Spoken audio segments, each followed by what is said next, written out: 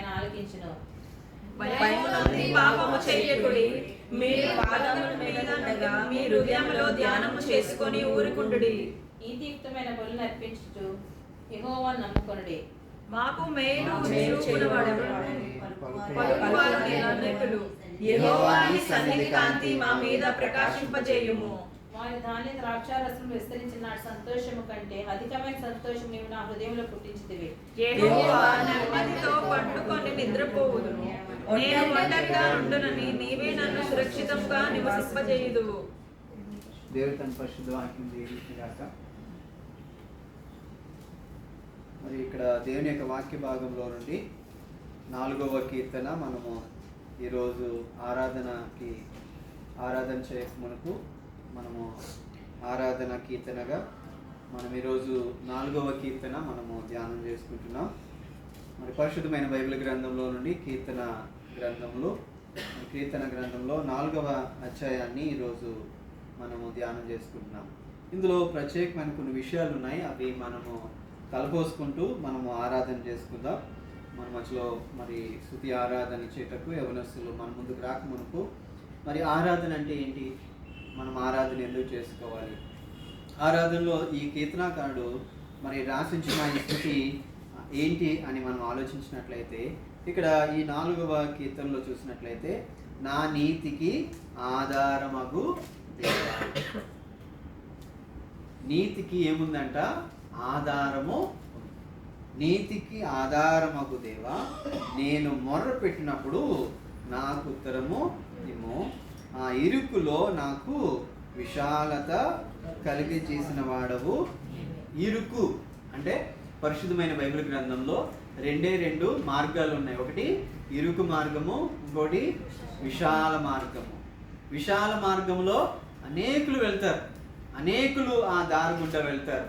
కానీ ఇరుకు మార్గంలో పోయేవారు చాలా తక్కువ మంది. అంటే ఇరుకు అంటే ఇబ్బందులు, ఇరుకు అంటే కష్టాలు, ఇరుకు అంటే ఎన్నో రకమైన ఇబ్బందులు, ఇరుకు అంటే మన జీవితంలో వెళ్ళే ప్రతి దారిలో కూడా మనకి అడ్డులు వస్తూ ఉంటాయి. అందుకని ఇక్కడ ఏమన్నాడంటే ఇరుకులో దేవుడే విశాలతను కలుగజేస్తాడు. నీవే నన్ను కరుణించి నా ప్రార్థన. అంటే ఇరుకులో మనకి ఏమొస్తుందండి? విశాలత వస్తుంది. ఇరుకులో మనకి మరి ఇబ్బందుల్లో నుండి మనకి ఏమొస్తుంది? ప్రార్థన వస్తుంది. ఇరుకులో ఉన్నప్పుడు మనము ప్రార్థన చేయడానికి మన సమయాన్ని వెతుక్కుంటూ ఉంటాం. When we have some troubles, మనకి ఎన్నో ఇబ్బందులు వచ్చినప్పుడు, మనకి ఏదైనా మన యొక్క అనారోగ్యాలు వచ్చినప్పుడు ఈ ఇరుకులో మనము వెతుక్కునేది ఏంటంటే విశాలతను ఎదుగుతాము. విశాలత కావాలంటే మనకి ఏం కావాలి? ప్రార్థన అనేది కావాలి. అందుకని మొదటి వచనం ఈ విధంగా ఉంది. 2వ వచనంకి వెళ్ళేసరికి నరులారా. మరి ఇక్కడ 2వ మాట మనం చూసినట్లయితే ఈ నరుల గురించి మాట్లాడుతున్నారు. ఈ యొక్క ఇరుకు మార్గంలో లేదంటే మన జీవితంలో మరి ఈ యొక్క ఇబ్బందులు కలిగించేది ఎవరు? మనుషులే. ఈరోజు మనిషికి ఏమయ్యాడంటే విరోధము అయిపోయాడు. ఇక్కడ మనం చూసినట్లయితే అందుకని ఇక్కడ ఈ యొక్క 2వ చరణంలో చూసినట్లయితే నరులారా ఎంత కాలము నా గౌరవమును అవమానముగా మార్చెదరు. మనం గౌరవంగా బతకాలనుకుంటాం కదండి, అవునా కదా? ఎంత చిన్నోడైనా పెద్దోడైనా మరి మనం ఎలా బ్రతకాలనుకుంటున్నామంటే గౌరవంగానే బ్రతకాలనుకుంటున్నాం. మరి గౌరవాన్ని ఈ నరులు ఏం చేస్తున్నారు? అవమానంగా మారుస్తున్నారు. తర్వాత మనం చూసినట్లయితే ఎంత కాలము వ్యర్థమైన దానిని ప్రేమించెదరు. మనం ఈ లోకంలో మనం చూసినట్లయితే మా ప్రతిదీ వ్యర్థమే. ఇక్కడ 3 విషయాలు ఇక్కడ ఉన్నాయి. ఎంత కాలము అనే మాట ఏమున్నాయండి చెప్పండి? 3 సార్లు రాయబడి ఉంది. ఏంటి? ఎంత కాలం. ఇదేనాన్ని నీవు ఆలోచించవలసింది. మనుషులమైన మనం అందరూ కూడా ఆలోచించుకొని ఆరాధనలోకి వెళ్ళక మునుపు మనం ఆలోచించవలసింది ఏంటంటే ఎంత కాలము గౌరవాన్ని అవమానంగా. ఎవరో ఒక గౌరవాన్ని వారు కాపాడుకుంటున్నప్పుడు మనం ఏం చేస్తాము? ఆ గౌరవాన్ని మనము దాన్ని అగౌరవపరుస్తూ ఉంటాం, అవమానపరచాలనుకుంటాం. ఎవరైనా ఒక మంచి ఫస్ట్ క్లాస్ వచ్చిందనుకోండి స్కూల్లో, మరి ఫస్ట్ క్లాస్ వస్తే ఆడ చూసి రాశాడు, లేదంటే వాడికి ఈ సంవత్సరం వచ్చింది, వచ్చే సంవత్సరం రా అంటే గౌరవాన్ని ఏం చేస్తున్నామంటే అగౌరవపరుస్తున్నాం. ఎవరైనా హెచ్చింపబడుతున్నారు అంటే వాడిని కిందకి లాగుతూ ఉన్నాం. ఈరోజు దేవుని యొక్క మాటలు, ఈరోజు ఆరాధనకు ముందు దేవుడు మనతో తలపేస్తున్న ప్రతి ఒక్క ప్రత్యేకమైన మాట ఏంటంటే మొట్టమొదటిగా దేవుడు మనతో మాట్లాడుతున్న మాట ఒకటి, మరి ఆ ఇరుకులో విషలత కావాలంటే ప్రార్థన. రెండవది, ఎంతకాలము గౌరవాన్ని అగౌరవపరుస్తామో, ఎంతకాలము వ్యర్థమైన దాన్ని ప్రేమిస్తాము. ఈ మూడు మాటలు, రెండు, ఒకటేమో గౌరవము, రెండవది వ్యర్థము. వ్యర్థమైన దాని కొరకు మనం ఏం చేస్తామంటే ప్రేమిస్తూ ఉంటాం. వ్యర్థాన్ని మనం ఎక్కువగా ప్రేమిస్తూ ఉంటాం, వ్యర్థమైన దాన్ని గురించి ఎక్కువగా ఆలోచిస్తూ ఉంటాము. అందుకని ఇక్కడ రెండో మాటగా రాయబడింది అంటే ఎంతకాలము వ్యర్థమైన దాన్ని ప్రేమిస్తామంట, ఎంతకాలము అబద్ధమైన వాటిని అబద్ధాలని వెతుకుతూ ఉంటాం. మనము నిజాల్ని వెతకడం కంటే అబద్ధాలని వెతుకుతామని చెప్తున్నాడు. మరి మూడో వచనానికి వెళ్ళినట్లయితే, యెహోవా తన భక్తులను తనకు ఏర్పరచుకొనుచున్న వారిని తెలుసుకొనుడి, నేను యెహోవాకు మొరపెట్టగా ఆయన మరి యెహోవా తన భక్తులను, యెహోవా తన భక్తులు తనకు ఏర్పరచుకొనుచున్నాడని. ఈరోజు నీవు నేను అర్థం చేసుకోవాల్సింది ఏంటంటే, మనము అగౌరవపరిచిన, ఇంకోటి మనం వ్యర్థమైన దాన్ని ప్రేమించిన, ఇంకొకటి మరి అంత మరి గౌరవాన్ని అగౌరవంగా మార్చిన, మరి అబద్ధాన్ని మనము వెతికిన, దేవుడు తన బిడ్డలను ఏం చేస్తున్నాడు? ఏర్పాటు చేసుకున్నాడు. ముందు మాటలేమో మూడు మనం చేసే ఆ పనుల గురించి చెప్పబడుతుంది, ఎంతకాలము అని మరి ప్రశ్నలు వేస్తూ ఉన్నాడు. ఇక్కడ ఏంటంటే మరి ఇక్కడ తన భక్తులను తనకు ఏర్పరచుకొనుచున్నాడని తెలుసు. మనం వ్యర్థమైన దాని గురించి ఎంతకాలము గౌరవాన్ని అగౌరవపరిచినా, వ్యర్థమైన దాన్ని ప్రేమించినా, అబద్ధాన్ని గురించి వెతుకుతున్నా కానీ తన ప్రజలను దేవుడు ఏం చేస్తున్నాడు? ఏర్పరచుకున్నాడు. అందుకని తన భక్తులను తాను తన కొరకు ఏర్పరచుకున్నాడు అనే విషయాన్ని మనము ఎరగాలి. తర్వాత మరి 4వ వచనంలోకి వెళ్ళినట్లయితే, భయము నుండి పాపము చేయకుడి. ఇది దాన్ని మన యొక్క డైలీ లైఫ్లో మనం చేయవలసిన కొన్ని పనులు. ఇక్కడ మొట్టమొదటి మాట మనం చూస్తూ వచ్చాము, ఇరుకులో విషలత కొరకు ప్రార్థన వెతకాలి. రెండవది ఎంతకాలం అనే మాటలు 3 ఉన్నాయి. తర్వాత ఇక్కడ భక్తులు దేవుడు ఏర్పాటు చేసుకున్నాడు అనే విషయము.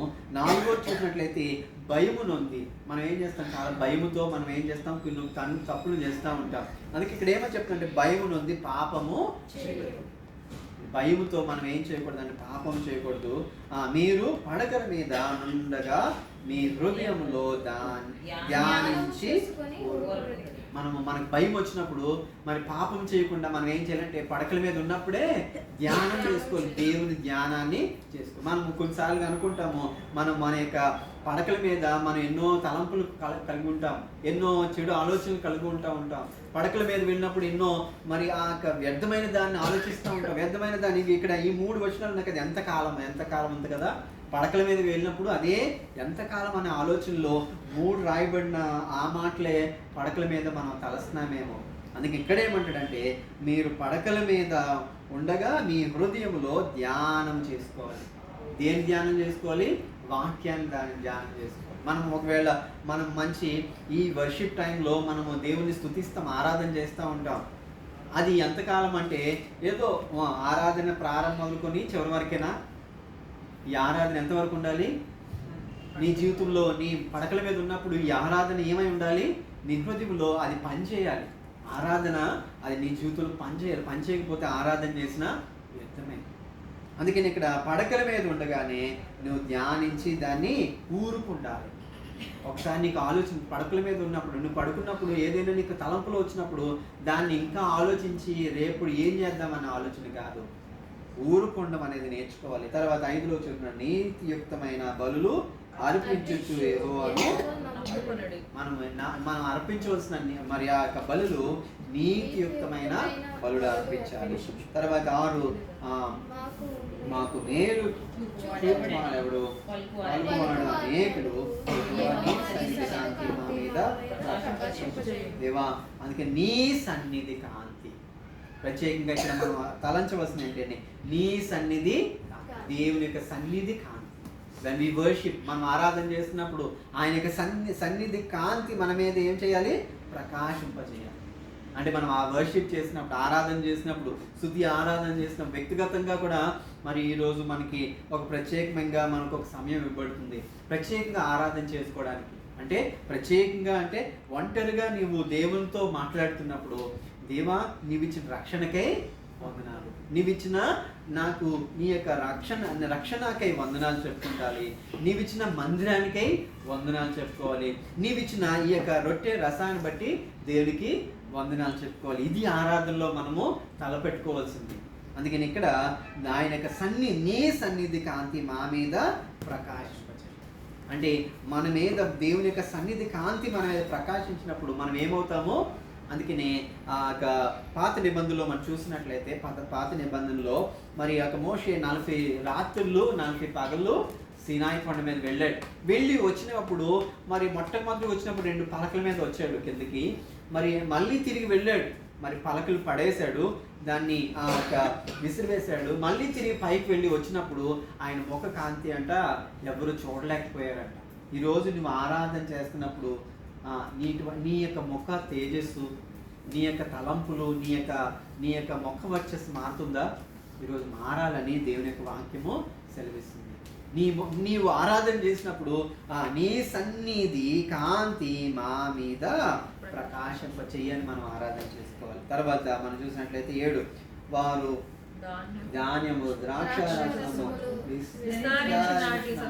సంతోషము కంటే అధికమైన సంతోషము అప్పుడు మనకి సంతోషం కలుగుతుంది. 2 సంతోషాల గురించి చెప్పబడుతుంది. ఏ సంతోషం అండి? మొట్టమొదటి సంతోషం ఏంటి? సంతోషము.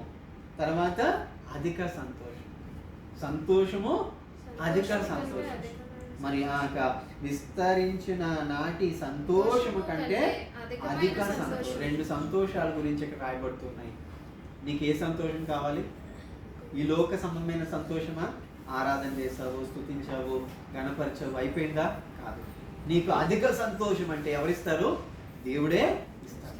పరలోకం నుండే నీకు వచ్చేది అధికమైన సంతోషం. నీ లోకముల ఆనందము ఒట్టిదే, ఈ లోకంలో జరిగే ప్రతిది కూడా ఒట్టిదే. కానీ అధిక సంతోషం ఎవరిస్తారు? పరలోకమందున్న తండ్రి మనకి ఇస్తాడు. అందుకనే మనకేం కావాలి?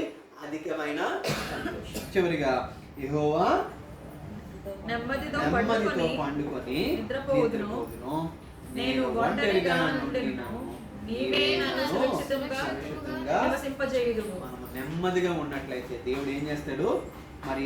మరి ఆ నెమ్మదితో పండుకొని నిద్రపోదును, నేను ఒంటరిగా నుండినాను, నీవే నన్ను సురక్షితంగా. నీ ఒంటరిగా నువ్వు ఆరాధించిన, వ్యక్తిగతంగా ఆరాధించిన, సమూహంగా ఆరాధన చేసిన దేవా నువ్వే నన్ను ఏం చేస్తావు?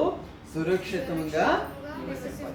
దేవుడు నిన్ను నన్ను వదిలిపెట్టే దేవుడైతే, ఒకవేళ మనుషులు వదిలిపెట్టవచ్చు, లేదా నీ యొక్క తల్లిదండ్రులు నిన్ను వదిలిపెట్టవచ్చేమో, లేదా నీ బంధువులు నిన్ను వదిలిపెట్టవచ్చేమో, నీకున్న పరిస్థితులు నిన్ను వదిలిపెట్టి వెళ్ళిపోవచ్చేమో, కానీ దేవుడు నిన్ను వీడువాడు. ఇందులో చాలా విషయాలు మనం నేర్చుకుంటూ వచ్చాము, చాలా ప్రత్యేకమైన తలంపులు ఇక్కడ పెడుతూ వచ్చాము. ఈరోజు దేవుని యొక్క వాక్యంలో నీతియుక్తమైన నీతికి ఆధారమగు నీవు ఆరాధన చేసినప్పుడు, ఎవరిని ఆరాధన చేసినావు? నీతికి ఆధారమగు దేవుడు. ఈ యొక్క మాటలు తలపోసుకుంటూ మనము నిలబడదాము, ఆరాధన చేసుకుందాము. దేవా నీ సన్నిధిలో ఆరాధన చేసుకోవడానికి నిలబడతాను, నన్ను దర్శించండి. నీ ఆరాధన యోగ్యమైన ఆరాధన చేయడానికి, నీతియుక్తమైన ఆరాధన చేయడానికి. దేవా వ్యర్థమైన దాన్ని ఎన్నిసార్లు నా జీవితాన్ని అగౌరవపరుస్తున్నాను, మరి నా గౌరవాన్ని మరి అవమానపరిచేవాడిగా నేనున్నాను తండ్రి. అయ్యా వ్యర్థమైన దాన్ని ప్రేమించేవాడిగా నేనున్నాయ్యా. అయ్యా అబద్ధమైన దాని కొరకే నేను వెతుకులాడుతున్నాను. దేవా నన్ను దర్శించండి అని మన కళ్ళు మూసుకొని నిలబెడదాం. ఎక్కడున్న వారు అక్కడ నిలబడి దేవుని సన్నిధిలో స్తుతి ఆరాధన చేద్దాం. ఈ యొక్క మాటలు తలపోసుకుంటూనే మరి ఎంతకాలము నా జీవితంలో దేవా నేను ఆరాధనకి వస్తున్నాను, ఆరాధన చేసుకుంటున్నాను, మళ్ళీ సోమవారం దినమందు నా జీవితం మళ్ళీ తిరిగి నా పాత జీవితాన్ని నేను జీవిస్తున్నానయ్యా. దేవ ఎంతకాలం నేను అటువంటి జీవితంలో నేను ఉంటాను. దేవా నాకు నీతికి ఆధారమగు దేవా నన్ను దర్శించండి. నేను పాపినై ఉన్న నన్ను కరుణించి నీ రక్షణ ఇచ్చి నీ యొక్క మారుమనసు ఇచ్చి నీ బలలో ప్రవేశించడానికి నాకు నీ అనుమతినిచ్చినందుకు బట్టి నీకు వందనాలు. నీ సన్నిధి కాంతి మా మీద దేవా ప్రకాశింపచేయండి. సంతోషము, అధిక సంతోషాన్ని నాకు దయచేయండి అయ్యా. నేను పడుకుంటాను, నాకు నిద్రపోతాను, కానీ నీవే నన్ను ఆదరించేవాడు. నేను ఒంటరిగా ఉండినా నీవే నన్ను సురక్షితంగా నన్ను నివసింపజేసేదేవా, నీకు వందనాలంటూ మనం దేవుని ఆరాధన చేద్దాం. కళ్ళు మూసుకుందాము, ప్రార్థన చేసుకుందాము, ఆరాధన చేద్దాం. దేవా, నీతికి ఆధారమగు దేవా, నీకే వేలాది వందనాలు. నిన్నే స్తుతిస్తున్నానయ్యా, నిన్నే గణపరుస్తున్నానయ్యా. ఆరాధన చేసుకుందాం. ముందుకు వచ్చి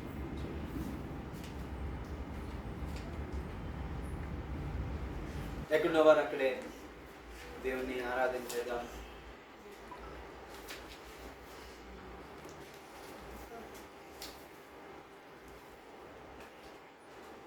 స్తోత్రం నాయనా, స్తోత్రం స్తోత్రం స్తోత్రం స్తోత్రం. గొప్ప దేవా, వందనాలయ్యా, స్తోత్రం తండ్రి. నేను నిన్ను ఆరాధిస్తున్నాం తండ్రి, నిన్నే స్తుతిస్తున్నాం తండ్రి, నిన్నే గణపరుస్తున్నాం తండ్రి. ఈ యొక్క దినాన్ని ఈ విధంగా చేరి నేను స్తుతించడానికి మాకు ఇచ్చిన సమయాన్ని బట్టి వందనాలంటూ మరి దేవుడు మనల్ని ప్రేమించి జనవరి నెలంతా కూడా కాచి కాపాడుతూ వచ్చాడు. ఈ ఫిబ్రవరి నెల 2వ వారంలో దేవుని స్తుతించడానికి దేవుడు ఇచ్చిన సమయాన్ని బట్టి దేవునికి వేలాది వందనాలు చెల్లించుకున్నాం.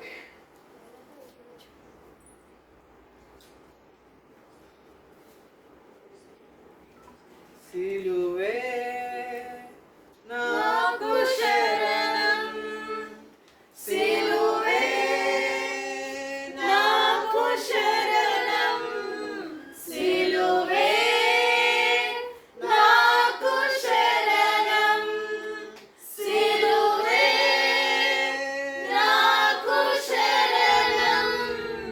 యేసయ్యా, యేసయ్యా, నీ రక్తం నన్ను శుద్ధి చేయును.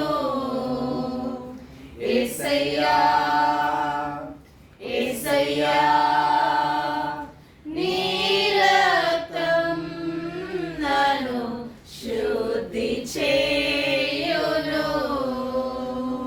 సిలువే నాకు శరణం, సిలువే నాకు శరణం, సిలువే నాకు శరణం, సిలువే నాకు శరణం.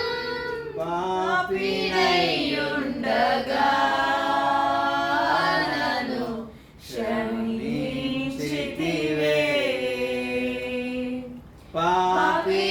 పాపినయ్యుండగా నన్ను క్షమించితివే.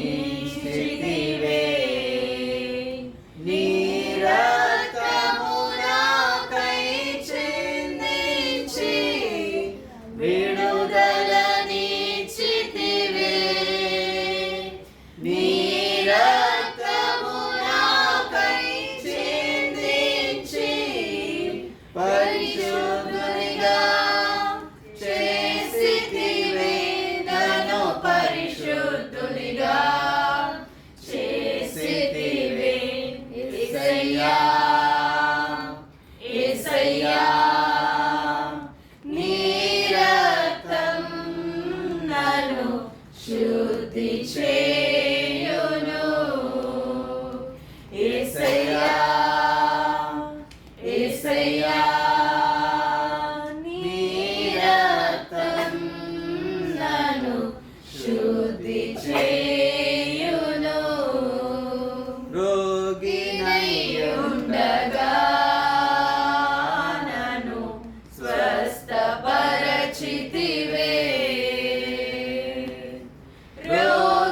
రోగినయ్యుండగా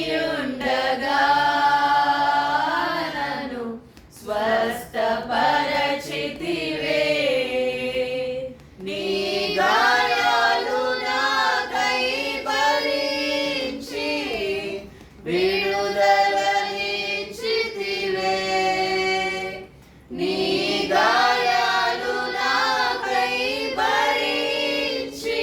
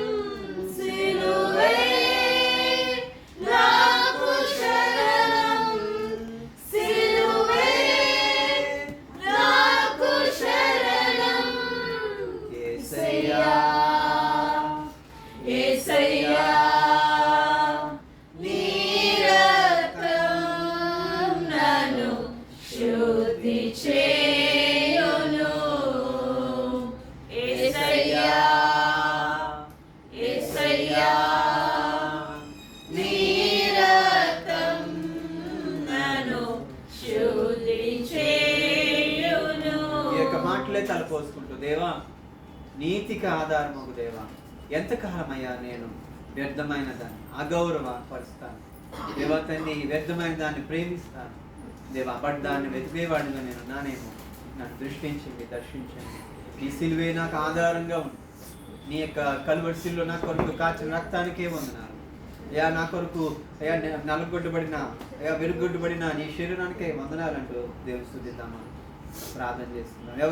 ఎక్కడున్న వారు అక్కడే మనం కలిసి మనము దేవుని ప్రార్థన చేద్దాం, దేవుని ఆరాధన చేద్దాం. దేవ వందనాలయ్యా, స్తోత్రాలయ్యా. అయ్యా తండ్రి దేవా, అయ్యా నీతికి ఆధారం ఒక దేవా, నీకు వందనాలయ్యా. నేను స్తుతిస్తున్నానయ్యా, నేను గనుపరుస్తున్నానయ్యా. స్తోత్రం తండ్రి, స్తోత్రం. వ్యక్తిగతంగా ఆరాధన చేసేవారు చేయండి, అందరూ కూడా కూర్చుందాం.